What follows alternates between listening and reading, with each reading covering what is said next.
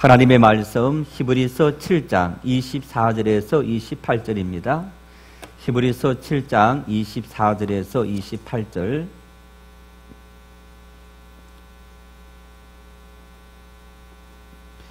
한 목소리로 합독하시겠습니다. 예수는 영원히 계심으로 그 제사장 직분도 갈리지 아니하느니라. 그러므로 자기를 힘입어 하나님께 나아가는 자들을 온전히 구원하실 수 있으니 이는 그가 항상 살아계셔서 그들을 위하여 간구하심이라. 이러한 대제사장은 우리에게 합당하니 거룩하고 악이 없고 더러움이 없고 죄인에게서 떠나 계시고 하늘보다 높이 되시니라. 그는 저 대제사장들이 먼저 자기 죄를 위하고 다음에 백성의 죄를 위하여 날마다 제사 드리는 것과 같이 할 필요가 없으니 이는 그가 단번에 자기를 들여 이루셨습니다. 율법은 약점을 가진 사람들을 제사장으로 세웠거니와 율법 후에 하신 맹세의 말씀은 영원히 온전하게 되신 이 아들을 세우셨느니라. 아멘. 지난 2010년부터 우리 청소년들에게는 한라에서 백두까지라는 이제 그런 주제를 가지고 한 해는 한라산, 그리고 이 경연제로 또 한 해는 백두산, 이제 이런 프로그램을 진행했습니다.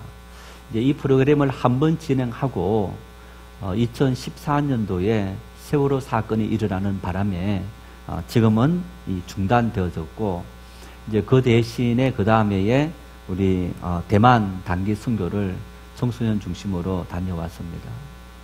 2012년도에 청소년들과 함께 중국 단동을 통해서 백두산을 다녀왔습니다.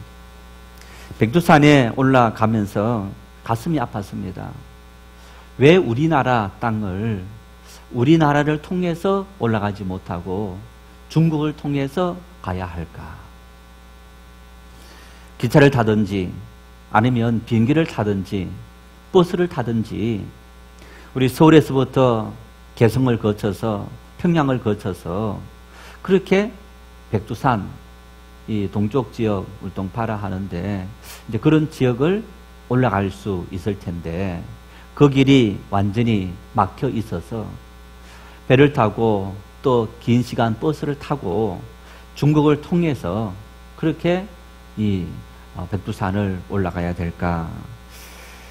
우리나라에 대해서 참 잘 모르는 사람들이 이번 남북 정상회담을 보면 남과 북은 아주 사이가 좋은 그런 나라이겠다라는 생각을 줄 수 있을 만한 그런 모습이 이번에 있었습니다.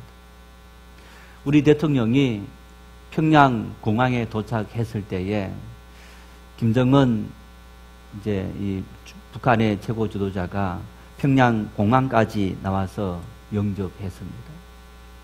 시내를 통과하면서 카 프레이드를 벌일 때에 과거 우리나라 참 외국 대통령이 특히 미국 대통령이 왔을 때 온 국민들 다 동원했죠.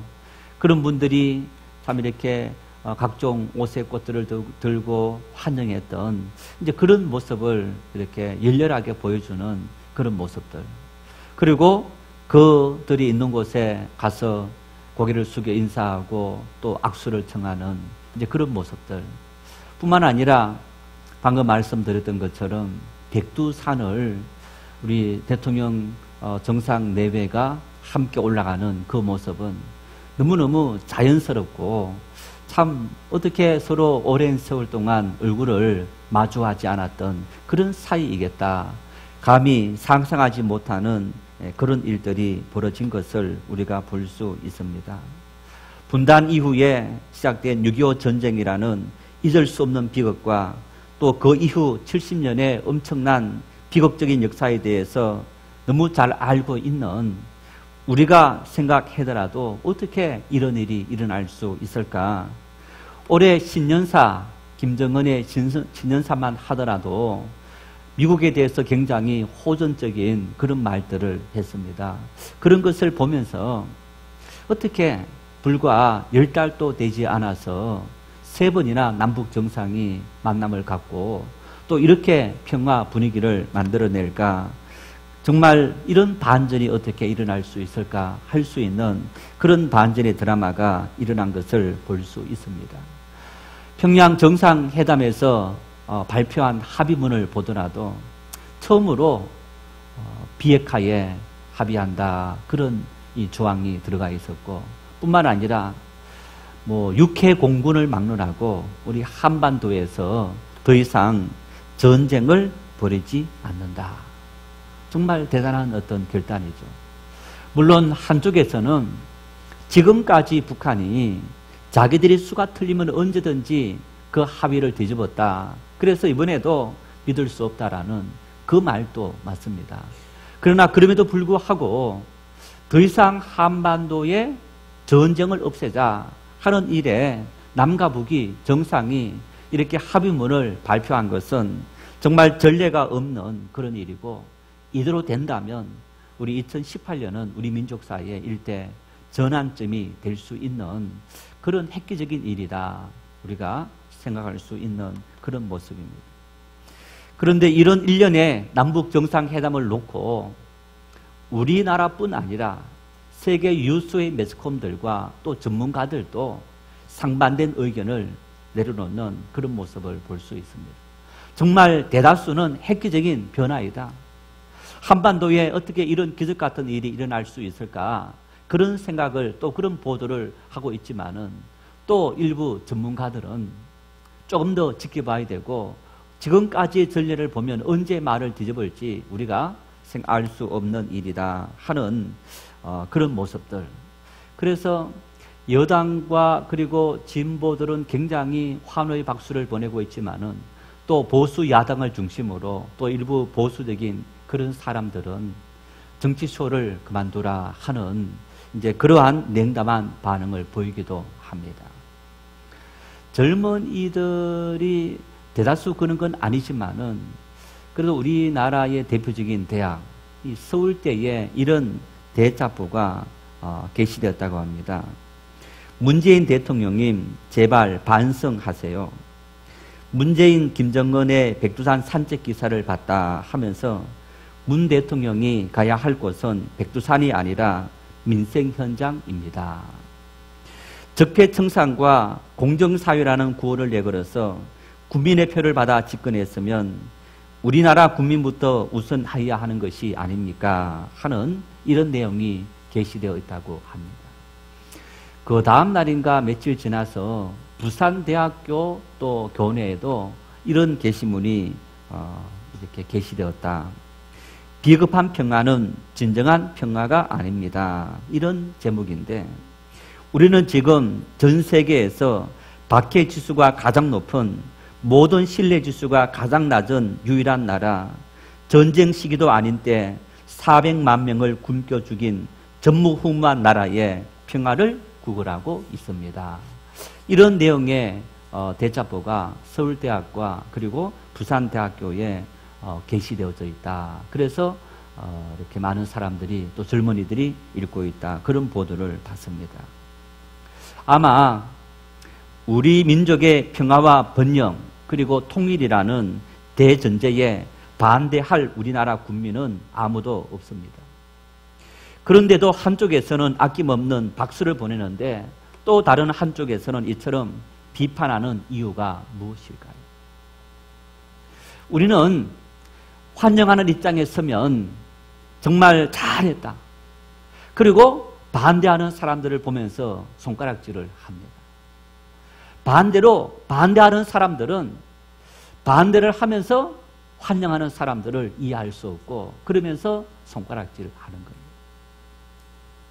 지금까지의 경험으로 본다면 누가 맞다, 누가 그러다 판단할 수 없는 일인 것이 분명합니다. 지금까지도 끊임없이 남과 북은 만나왔고 그러면서 만나와서 합의한 내용들이 이런저런 여러 가지 모습들 때문에 쉽게 뒤집어지는 것을 우리가 볼 수 있었기 때문입니다. 그럼에도 불구하고 우리는 반대하고 찬성하고 반대하는 어떤 이런 다양한 가치관을 갖고 있는 것이 자유대한민주주의.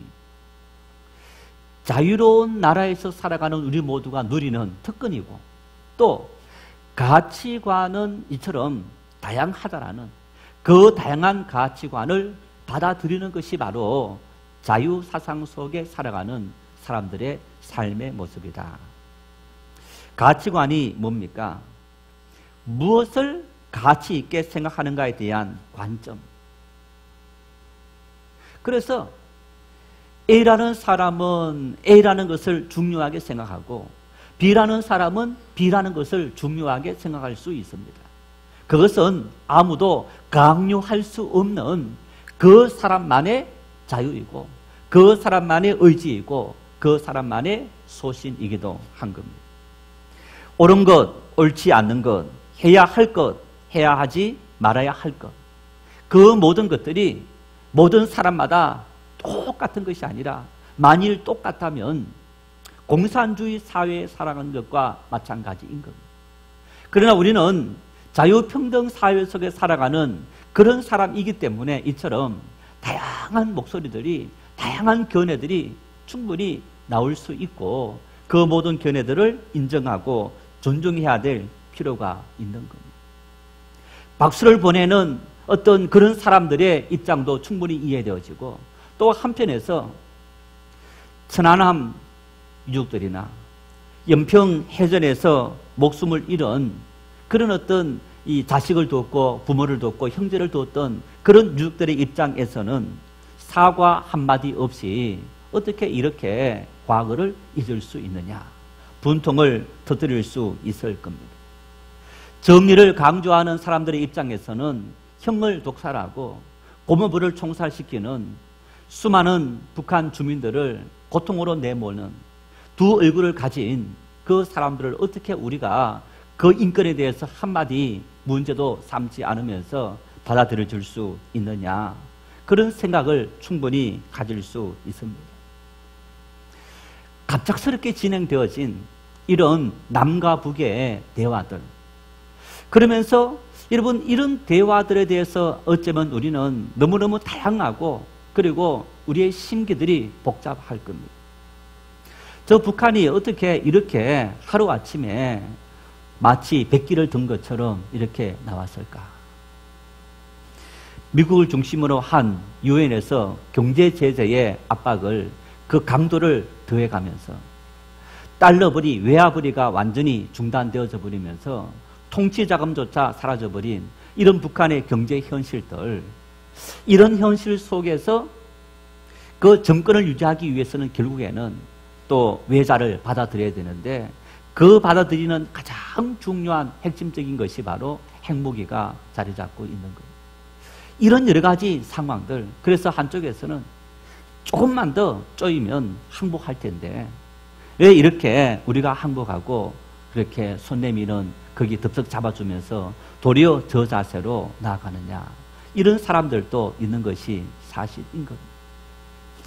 이런 문제, 진보다 보수다, 보수다 진보, 이런 차원을 떠나서서 이 문제 때문에 벌써 올해만 6개월 사이에 3번 남북 정상회담이 판문점에서 2번, 그리고 평양에서 1번, 아마 한 번 더 우리 서울에서 있을 가능성도 있습니다. 이제 이러한 진행되는 상황을 어떻게 이해하고 받아들여야 할까 고민했습니다. 그리스도인으로서, 예수 믿는 사람으로서, 목회자로서, 하나님의 말씀을 믿는 사람으로서 이 사건을, 남북의 북의 문제를 어떤 차원으로 이해할까? 진보와 보수의 차원이 아닌, 여당과 야당의 차원이 아닌 신앙인으로서, 성도로서 하나님의 말씀은 이런 문제에 대해서 우리에게 어떤 해답을 주고 있을까? 그런 고민을 하면서 주신 말씀이 이 말씀입니다. 예수님께서 마태복음 5장에서 7장에 산상수훈의 말씀을 하십니다. 산에서 예수님께서 사람들에게 말씀을 하셨는데 산상수훈을 하시면서 처음 하신 말씀이 바로 이 팔복선언인 겁니다. 그 팔복선언에 이어서 예수님께서 정말 주옥 같은 그런 말씀을 하셨는데 마태복음 5장 43절 44절에 이렇게 말씀합니다. 우리 함께 읽겠습니다. 또 내 이웃을 사랑하고 내 원수를 미워하라 하였다는 것은 너희가 들었으니 나는 너희에게 이르노니 너희 원수를 사랑하며 너희를 박해하는 자를 위하여 기도하라. 여러분, 이웃을 사랑하고 원수를 미워한다. 그것은 세상 모든 사람들이 하는 일이라는 것. 나에게 잘해주는 사람, 그 사람들을 잘해주는 것. 나에게 악을 행하고 나를 괴롭히는 사람들에게 나도 함께 똑같이 악을 행하고 괴롭힌다. 그 모든 일들은 이 세상 모든 사람들이 하는 가치라는 겁니다. 그렇다면 그리스도인은 어떻게 해야 되느냐? 예수님께서 주신 이 말씀은 너희에게 이르노니 너희 원수를 사랑하고 너희를 박해하는 자를 위해서 기도해라. 상대방이 너에게 하는 그대로 하는 것이 아니라 상대방이 너에게 해를 가하고 상대방이 너를 원수처럼 대한다 할지라도 너희가 세상 사람이 아니라 나를 믿는 그리스도인이라면 그 사람들이 우리에게 아무리 해코지를 한다 할지라도 너희는 똑같이 그렇게 하지 말고 용서하고 사랑하고 그 불쌍한 영혼을 위해서 기도해라. 이 문제를 바라봤을 때 여러분, 저 북한은 우리의 원수가 아니라, 아니 우리가 원수라 할지라도 저 북한이 우리에게 악을 행하면 우리 역시 함께 악을 행하고 우리를 박해하면 함께 우리 역시 박해하는 것은 세상적인 가치관이라면 그리스도인의 가치관은 그들이 아무리 악을 행한다 할지라도 용서하고 사랑하고 그 영혼들을 불쌍히 여기며 기도해라. 예수님께 주신, 우리에게 주신 말씀입니다. 그러면서 이렇게 말씀합니다. 마태복음 5장 48절 말씀에 함께 읽겠습니다. 그러므로 하늘에 계신 너희 아버지의 온전하심 같이 너희도 온전하라. 그러므로 너희도 온전해라. 하나님께서 온전하심처럼 너희도 온전해라. 원수를 사랑해라, 박해하는 자를 위해서 기도해라, 이렇게 말씀하시면서 이 말씀을 이어서 이것이 바로 너희가 온전하게 되는 길이다 라는 얘기입니다. 너희가 세상 사람들이 너희에게 사랑하면 사랑하고 미워하면 미워하고 똑같이 하는 것은 온전함이 아니라 그 사람들이 너희에게 어떤 악을 가한다 할지라도 용서하고 사랑하고 그 불쌍한 영혼을 위해서 기도해 줄 수 있는 것은 바로 하나님의 온전하심 같이 너희가 그 온전함에 참여하는 길이란다. 여러분, 하나님의 온전하심이 뭘까? 우리가 하나님의 온전함에 참여한다는 것은 무엇을 의미할까? 요한일서 4장 8절 말씀에 하나님에 대해서 정의를 내립니다. 하나님은 사랑이십니다. 요한일서 4장 8절에 하나님은 사랑이십니다. 여러분, 성경을 한 말씀으로 규정한다면 성경의 수많은 구절들 가운데 그 말씀들 속에 가장 중요한 한 구절을 찾는다면 요한복음 3장 16절이라고 말씀합니다. 요한복음 3장 16절 그 말씀은 어떤 말씀이냐? 하나님이 세상을 이처럼 사랑하사. 사랑이신 그 하나님께서 세상을 이처럼 사랑하사 하나님을 대적하고 하나님 앞에 끊임없이 악을 행하는 인생들을 하나님은 끝까지 용서하시고 이처럼 사랑해서 독생자 예수 그리스도를 보내주셨다. 그들 위해서 이 생의 십자가를 지시고 그들을 용서하신 하나님의 그 놀라운 사랑. 여러분, 그 하나님의 온전하신 사랑이 예수님을 통해 우리에게 나타났던 것처럼 우리의 삶을 통해서도 용서하고 위해서 기도하는 그 하나님의 사랑이 나타날 때 우리가 온전한 존재가 되어진다. 그래서 바울 사도는 고린도전서에 사랑에 대해서 어떻게 말씀하고 있느냐 하면 사랑은 오래 참고, 사랑은 오래 참고. 여러분, 사랑이 오래 참는다 했는데 그 오래 참는다는 것은 상대방의 입장에서 너의 입장에 서서 끝까지 너를 배려하고 참아주는 것, 기다려주는 것, 인내해주는 것. 그게 사랑이라는 겁니다. 그것이 그리스도인으로서 우리가 주님을 닮아가고 장성한 분량에 이르는 온전한 사람으로 양육되어지고 성장되어지는 우리들의 삶의 모습이다. 오늘 성경은 우리에게 우리가 하나님의 백성으로서 그리스도인으로서 이 땅에 어떤 가치관을 가지고 살아가야 할까? 여러분, 우리 역시 마찬가지로 나름대로 인생을 살아가며 보수다, 진보다, 진보다, 보수다, 아니면 이런저런 수많은 우리의 나름대로의 인생의 가치관이 있는 겁니다. 그러나 내가 그리스도인이 되었다면 그리스도인은 어떤 가치관을 가지고 이 세상을 살아가야 할까? 하나님의 말씀이 우리 인생의 기준이 되어지고 우리가 그 가치관을 가지고 살아가야 될 텐데, 하나님의 말씀은 우리에게 무엇을 주고 있느냐? 사랑해라, 용서해라. 누구를? 너 원수를. 너희를 핍박하고 박해하는 자를 용서해라. 그 영혼을 불쌍히 여기면서 기도해라. 오늘 본문을 보십시오. 오늘 본문에 이렇게 말씀합니다. 25절 말씀을 함께 읽겠습니다. 그러므로 자기를 힘입어 하나님께 나아가는 자들을 온전히 구원하실 수 있으니 이는 그가 항상 살아계셔서 그들을 위하여 간구하십니다. 히브리서 기자는 예수님에 대해서 설명하면서 예수님은 항상 살아계셔서 자기를 찾고 하나님께 나아가는 자들을 온전히 구원한다. 여러분, 그런데 보십시오. 예수님께서 용서하고 예수님께서 온전히 구원하는 하나님을 찾아 나온 인생들, 어떤 존재들입니까? 야, 저 북한 김정은 죽일 놈이고 나는 그 사람하고는 비교할 수 없을 정도로 착한 사람이다. 자신할 수 있습니까?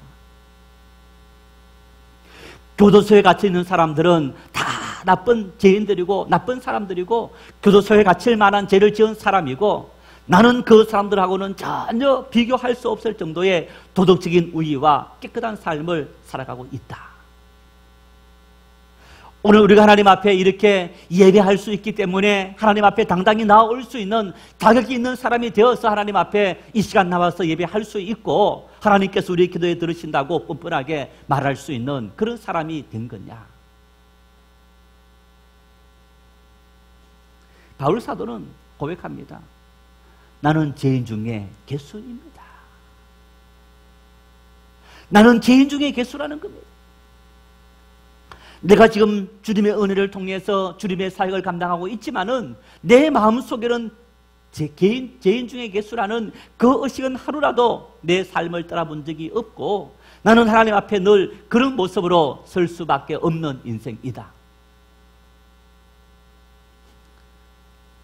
다행히 겉으로 드러난 우리의 행동이, 우리의 삶이 교도소에 갇혀 있는 사람들처럼 누군가를 폭행하고 도둑질하고 강도질을 하고 간음을 하고 살인을 하고 속이고 사기를 치고 그런 어떤 드러난 행동은 하지 않아서 다행이지만은 내 마음속은 어떠합니까? 내 마음속에 나를 잘 대하는 사람을 보면 참 잘해줄 수 있습니다. 그런데 예수님께서 너 원수도 사랑해라. 너를 박해하는 자들 위해서 기도해주라. 라고 말씀하고 있는데 여러분, 내 삶을 통해서 끊임없이 나를 괴롭히고 원수처럼 취급하는 그 사람을 똑같이 사랑해 줄 수 있고 그를 간절한 마음으로 불쌍히 여기는 마음으로 기도해 줄 수 있는 그런 삶을 살고 있는가? 나를 헛들고 정말 수많은 사람들에게 나에 대해서 나쁘게 말하는 그 이야기를 들었을 때 괜찮다고 참 그를 위해서 하나님 앞에 기도하면서 그를 만났을 때 따뜻하게 위로해 줄 수 있고 사랑해 줄 수 있는 그런 삶을 우리 내면에서부터 살아가고 있는 것이냐? 저부터 우리 대다수가 그런 삶을 살아가지 못할 거예요. 누군가가 나를 욕하는 소리를 들었다, 비웃는 소리와 조롱하는 소리를 들었다, 아니면 나에게 대적하고 그랬을 때 미워하는 행동을, 미워하는 말을, 그 마음을 알았을 때 원수처럼 다시 대하느냐 두고 보자 하면서 똑같이 맞대응하면서 그들이 행한 대로 행했던 그런 하나님 앞에 설 수 없는 죄인이었던 모습이 우리의 삶의 모습이 아니었던 거예요.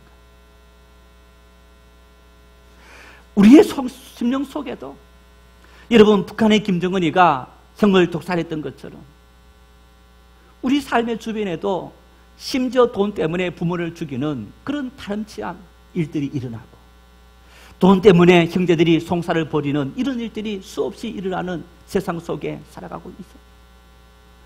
경제사회라는 홀 속에 상대방을 짓밟고 그리고 무너뜨리고, 그래서 그 가족들이 다 죽어가더라도 나와는 상관이 없다라는 비정한 현실 속에 살아가는 것이 우리의 삶의 현장인 겁니다. 우리 역시 똑같은 그런 행동을 하면서 우리는 아닌 척 여기며 살아가는 이 세상 속에 살아가는 것이 오늘 우리의 삶의 현주소가 아닌 겁니다. 그런데 오늘 이 말씀에 이렇게 말합니다. 자기를 힘입어 하나님께 나아가는 자들, 하나님 앞에 설 수 없는, 정말 이렇게 원수를 사랑하지 못하고 도리어 원수가 나에게 어떤 일을 행하면 그것보다 몇 배로 갚아줘야 되는 어떤 그런 현실 속에 살아가는 우리들이라도 하나님께 나왔을 때 하나님은 우리의 과거를 묻지 아니하시고, 하나님 앞에 나는 죄인이었습니다라고 고백하며 하나님 앞에 왔을 때에 하나님께서 우리의 과거의 전력과 그리고 심지어 그 마음속에 어떤 것이 숨겨 있는지도 묻지 아니하시고, 주님은 우리를 사랑해 주시고 용서해 주시고 하나님의 자녀로 불러주시더라. 오늘 본문 25절 말씀이 그 말씀인 겁니다. 하나님께 나아가는 자는 누구든지, 하나님의 이름 앞에 나오는 자는 누구든지, 위대한 사랑의 그 하나님은, 하나님의 그 놀라운 사랑은 우리의 과거를 묻지 않고 우리가 어떤 잘못을 저질렀는지 전혀 묻지 않고 우리 앞으로 미래에 어떤 잘못된 일들을 행할지 그 모든 것을 아심에도 불구하고 오늘 이 시간 우리가 하나님 앞에 나와서 우리가 죄인으로서이다, 하나님의 도움이 필요합니다라고 고백하면 하나님은 우리에게 은혜를 주시고 우리를 온전케 하시는 하나님이시다. 성경에 1만 달란트 빚진 사람 비유가 있습니다. 한 주인이 종을 불렀습니다. 내가 너에게 빌려준 1만 달란트 갚을 때가 되었다, 갚아라. 주인이요, 내가 열심히 일했지만은 다 모으지 못했습니다. 한 번만 나를 참아주시면 내가 열심히 일해서 내가 다 갚겠습니다.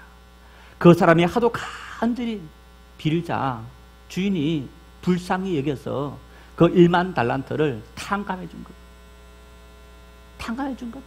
너 그런 마음으로 열심히 살아가라. 이 사람이 기쁨으로 길을 가다가 자기에게 100데나리온 빚진 또 다른 동료 종을 만났어요. 자네 나에게 빚진 100데나리온 갚으게. 그 사람이 말합니다. 조금만 참아주게. 내 상황이 너무너무 여의치 않아서 지금 당장 돈이 없으니 조금만 참아주면 내가 열심히 일해서 갚겠네. 1만 달란트를 탕감받은 사람이 자기 동료에게 100데나리온 갚아라 하면서 갚지 않자 그 사람을 잡아서 옥에 가둬버립니다. 이 사람은 계약을 어겼습니다. 나에게 갚아야 돼서 갚지 못했습니다. 그 사실을 주인이 알게 되었습니다. 나는 너에게 1만 달란트라는 어마어마한 돈을 용서해 줬는데, 탕감해 줬는데 너는 가서 100데나리온 밖에 빚지지 않는 그 너 동료를 용서하지 못하고 사랑하지 못하고 탕감해 주지 못했는데, 네가 받은 은혜는 어마어마한데 너는 작은 사랑조차 실천하지 못했는지. 우리의 모습이 그 모습인가?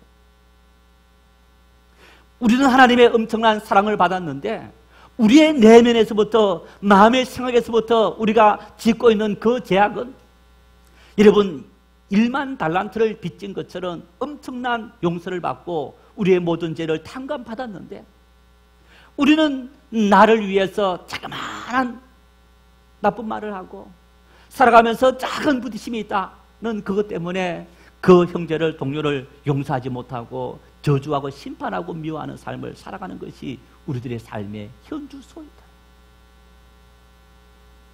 하나님의 사랑은 우리의 과거를 묻지 않고, 우리의 어떤 행함을 묻지 않고, 우리의 어떤 것이라도 우리가 하나님 앞에 나오면 다 용서해 주시는 그런 하나님의 놀라우신 사랑이더라. 너희는 하나님의 그런 사랑을 입은 사람이 아니냐. 오늘 말씀은 이런 우리의 죄를 용서하신, 대속해 주신 분이 누구냐? 영원한 대제사장 예수 그리스도이시다. 영원한 대제사장 예수 그리스도는 어떤 분이시냐? 지금까지 구약에 수많은 제사장들이 있었다. 그 제사장들이 매년 대속죄일에 자기의 죄를 먼저 속하고 백성의 죄를 하나님께 속하는 그 일들을 감당해왔다. 28절에 의하면 모세 율법을 통해서 하나님께서 우리에게 제사장을 주셨는데, 그 제사장은 이처럼 한시적이었고 우리의 죄를 계속 속해 줄 수 있는 것이 아니라 매년 끊임없이 반복해야 했다. 그렇지만 하나님께서 맹세로 우리에게 한 언약을 세워주셨는데, 그 언약으로 오신 분이 바로 예수 그리스도이시다. 그분은 단번에 자신을 들어 매번 다시 들을 필요 없이 영원히 우리의 모든 죄를 속하는 영원한 제사장이 되셨다. 우리에게 그런 예수 그리스도가 있더라는 거예요. 우리는 그런 하나님의 놀라운 사랑과 은혜를 받은 존재들이라는 얘기입니다. 우리는 이런 어마어마한 사랑 속에 살아가야 될 그런 사람들로 하나님 앞에 부름을 받았다. 이런 예수 그리스도는 우리를 단번에 구원해서 다시 우리가 제사장을 찾을 필요 없는 그런 우리의 모든 죄를 온전히 구원하실 수 있는 이유가 어디 있느냐?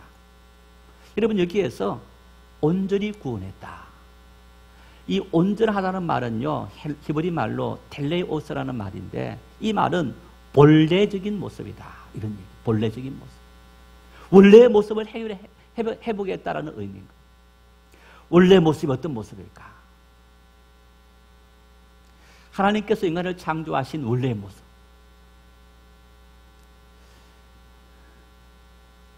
태어난 아기를 보고 참 천진난만한 그 아기를 봅니다. 여러분, 아기의 마음속에 걱정, 근심, 염려, 두려움이 있을까요? 없을까요? 없습니다. 배고프면 울면 됩니다. 걱정하지 않습니다. 똥 오줌 싸면 울면 됩니다. 그러면 알아서 엄마가, 아빠가 다 해결해 줍니다. 아프면 울면 됩니다. 아플까? 염려하지 않습니다. 배고프면 어떡하지? 염려하지 않습니다. 나중에 나이가 들어서 똥 오줌 싸면 어떡하지? 염려하지 않습니다. 누군가는 다 알아서 해준다. 마태복음 6장 33절에 이렇게 말씀합니다. 같이 읽겠습니다. 그런즉 너희는 먼저 그의 나라와 그의 의를 구하라. 그리하면 이 모든 것을 너희에게 더하시리라. 6장을 나중에 읽어보십시오. 하늘의 새들을 보라. 들의 백합화를 보라. 그러면서 이렇게 말씀합니다. 하늘의 새들을, 그 새들을 이렇게 새들이 자기 먹을 양식을 쌓아놓고 겨울을 지나고 아니면 매일매일을 지나느냐? 아니라는 겁니다. 매일 가서 자연 속에서 필요한 양식을 먹고 그러면서 그 새들이 죽지 않는다. 들의 백합화를 보라. 누군가가 그 백합화가 잘 피도록 가꾸느냐? 아니라는 얘기입니다. 그런데 이렇게 말합니다. 그 새들을 먹이시는 분이 누구냐? 하나님이시고 그 백합화를 입히시는 분이 누구냐? 하나님이시라는 얘기. 하늘의 하나님께서 새들을 먹이시고 백합화를 입히시는데 하물며 너희일까 보냐? 너희가 하나님을 인정하고 하나님 앞에 너희의 모든 삶을 맡기면 공중의 새들처럼 들의 백합화처럼 하나님께서 너희를 먹이시고 입히시고 너희의 모든 삶을 다 이끌어 주시고 인도해 주시리라. 이게 어떤 마음이냐? 이 말씀대로 살아가는 상태가 어떤 상태였냐? 온전케 된 상태. 어린아이는 자기를 낳은 부모를 신뢰하고 부모에게 무엇을 다 맡기는 것처럼 우리를 창조하신 우리의 창조주, 우리의 아버지라시는 그 하나님 앞에 우리의 모든 삶을 다 맡기라는 얘기입니다. 하나님 앞에 온전히 맡긴다. 우리의 모든 두려움과 우리의 모든 미래에 알 수 없는 그 모든 불안, 염려, 걱정, 의심도 전능하신 하나님 앞에 다 맡긴다. 그것이 바로 온전케 된 상태. 주님은 우리를 하나님께 나아오는 사람을 어떻게 하느냐? 온전히 구원하신다. 하나님의 은혜 속에서 하나님의 말씀을 신뢰하고 믿고 살아갈 수 있는 그런 사람으로 우리를 이끌어 주시고 우리를 책임져 주시는 그런 분이 바로 우리의 영원한 대제사장 예수 그리스도이시다. 우리는 그런 온전한 하나님의 사랑을 입어야 될 존재이고 그리고 입고 있는 존재이다. 믿으시기를 바랍니다. 하늘의 새들보다 들의 백합화보다 하나님은 우리를 훨씬 더 소중한 존재로 여기십니다. 그 사실을 알 수 있는 것이 뭐냐? 하나님께서 새들을 위해서 예수님 보내주신 것이 아니라 우리를 위해서 예수님 보내주셨다. 하나님의 아들이신 예수 그리스도, 영원히 살아계신 그 하나님의 아들 예수 그리스도를 우리를 살리시고 우리에게 다시 하나님의 온전함, 하나님께서 만드신 그 은혜를 누리며 살아갈 수 있도록 하나님께서 우리에게 은혜를 부어주셨더라.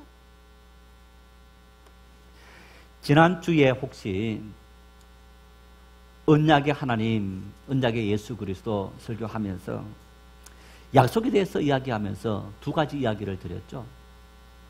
장수하기 위해서는 부모를 잘 공경하고 그리고 물질의 복을 받기 위해서는 11조를 하나님 앞에 온전히 드려야 한다.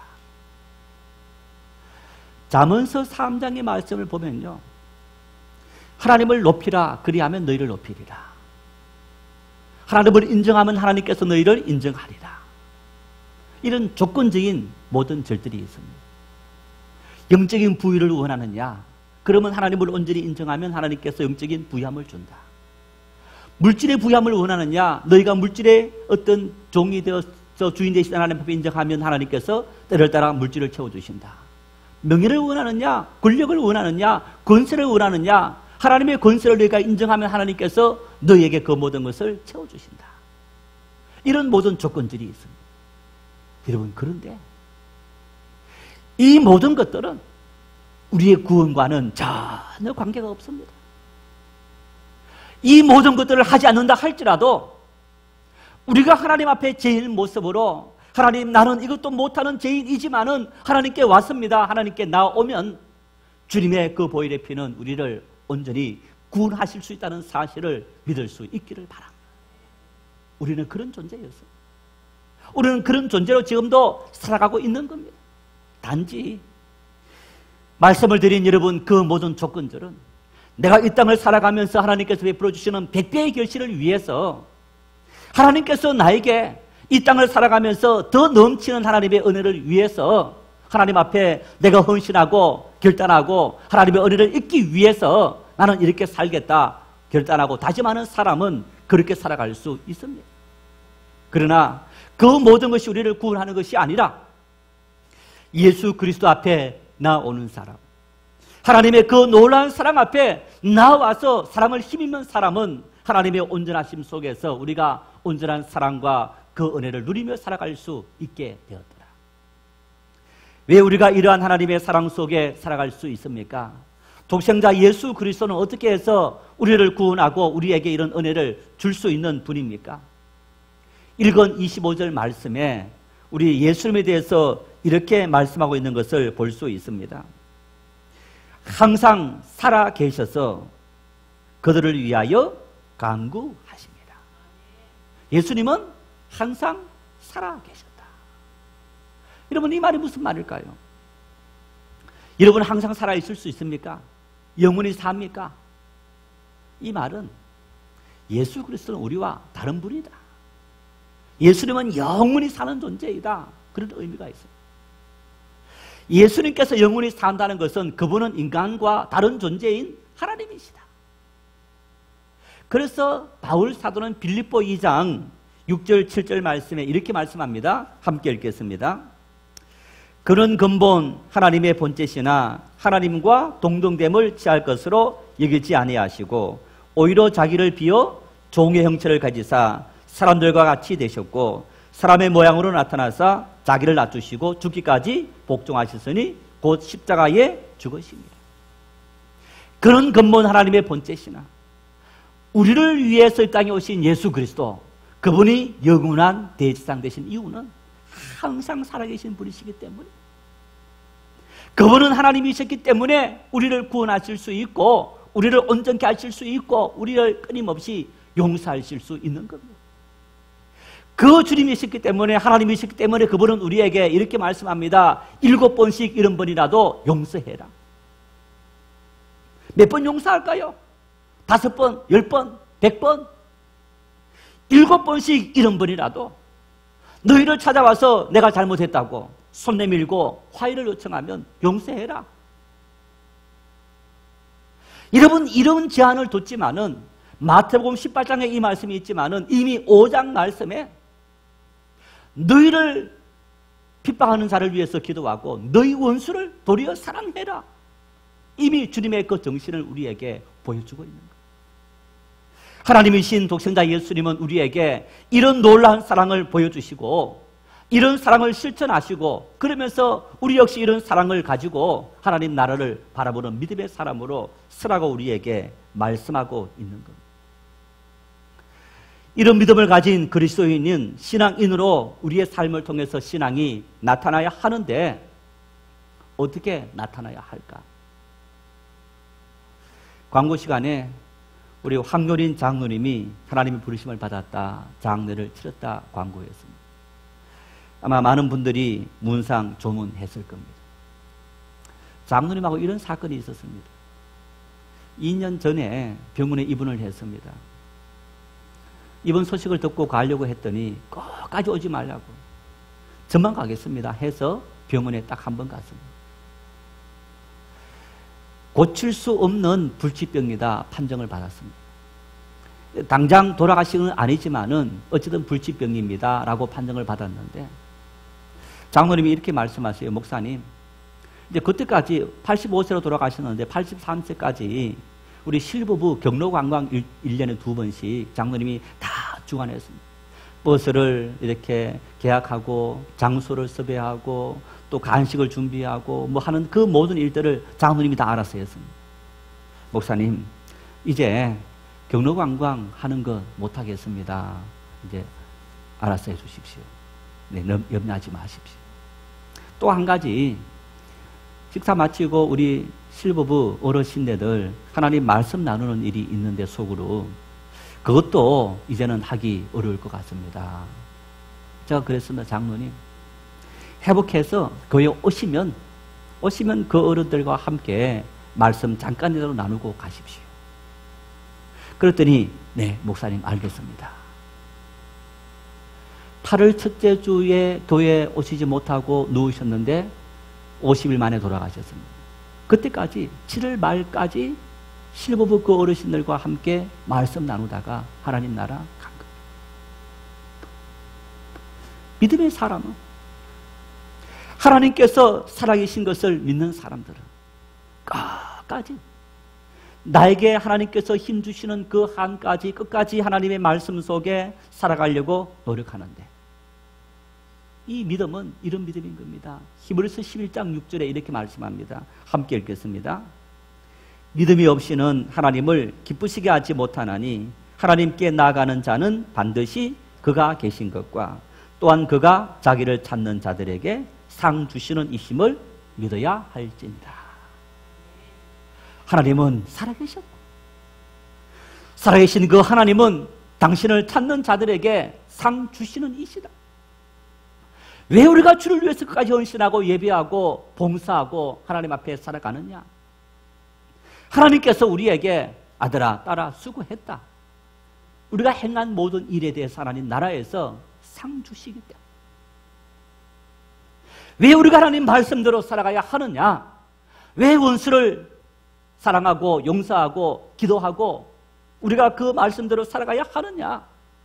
우리가 그렇게 힘들고 어려운 삶을 살아갔을 때 하나님은 우리에게 상을 부어주시기 때문에 우리의 모든 행동에 대해서 평가하시고 판단하시고 그리고 갚아주실 그 하나님께서 살아계시다는 사실을 믿기 때문에 내가 하나님을 믿기 이전까지 가졌던 세상의 가치관이 있지만은 그 모든 것을 내가 내려놓고 하나님 말씀하신 그 가치관을 가지고 살겠습니다. 하나님의 말씀이 내 인생의 길이요 진리요 생명이 되었고 빛이 되었습니다. 그 말씀대로 살아가는 이유는 뭐냐? 수많은 믿음의 사람들은 하나님께서 살아계시고 당신을 찾고 말씀대로 순종한 사람들에게 상을 부어주시는 하나님이신 것을 믿었기 때문에. 왜 북한 통치자들을 용납하고 대화하고 그리고 끝까지 끌어안아야 되느냐? 우리 원수들을 말입니다. 하나님 말씀이 우리에게 원수를 사랑해라, 너희를 박해하는 자들을 위해서 기도하라고 말씀하시기 때문에 하나님의 교회는 기도해야 되고, 사랑은 과거에 매몰되어서 미래를 포기하는 어리석은 일들을 행하지 않는 겁니다. 하나님의 사랑은 우리에게 과거를 내려놓고 미래를 향해서 끊임없이 달려가도록 우리에게 권면하고 교훈하고 있기 때문에, 그러한 하나님의 사랑을 우리에게 끊임없이 보여주시고 계시기 때문에 우리는 하나님 말씀 속에서 하나님의 그 사랑을 실천하고 그 가치관을 가지고 살아가야 하는 겁니다. 명절이 시작되었습니다. 이 명절에는 고향 부모님 찾아가지 않을 거야. 나 기분 나쁘게 했고, 나 힘들게 만들었고, 누구 형, 동생 누군가가 보기 싫었어.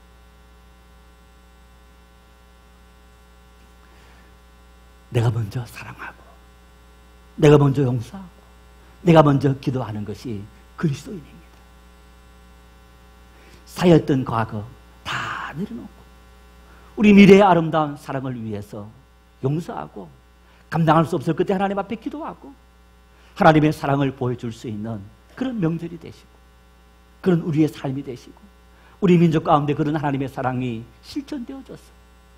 어떤 원수도 다 품을 수 있는 그런 사회, 그런 나라, 그런 하나님의 나라가 세워지는 은혜가 우리 한국교회를 통해서, 이 민족을 통해서 나타날 수 있기 위해서 우리가 열심을 품고 기도할 수 있기를 바랍니다.